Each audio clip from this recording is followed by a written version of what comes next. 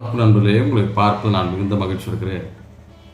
பிலிப்பியர் 4:12 பார்க்கும்போது, போதிக்கப்பட்டேன், முதல் வசனம் கற்றுக்கொண்டேன், இங்கே போதிக்கப்பட்டேன், வாழ்ந்திருக்கவும் தாழ்ந்திருக்கவும் எல்லா காரியத்திலும் சரி.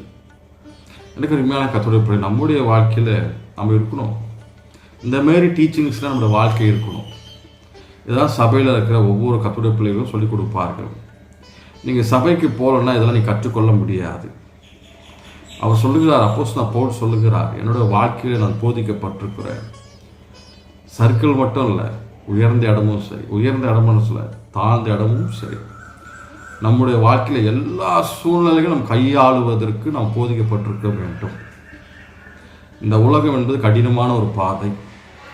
இந்த கடினமான பாதையை நாம் வாழ்வதற்கு கர்த்தருடைய உபதேசம், சபையின் உபதேசம், பசுத்தவான்கள் உபதேசம், ஆதிகால திருச்சபையின் உபதேசங்கள், அப்போஸ்தலர் உபதேசங்கள் நாம் பின்பற்றும் போது நம்முடைய வாழ்க்கையிலே எப்படிப்பட்ட சோதனைகள் வந்தாலும் சரி, நம்மளை தப்பித்துக் கொள்வதற்கு கர்த்தர் நமக்கு போக்கை உண்டு பண்ணியிருக்கிறார்.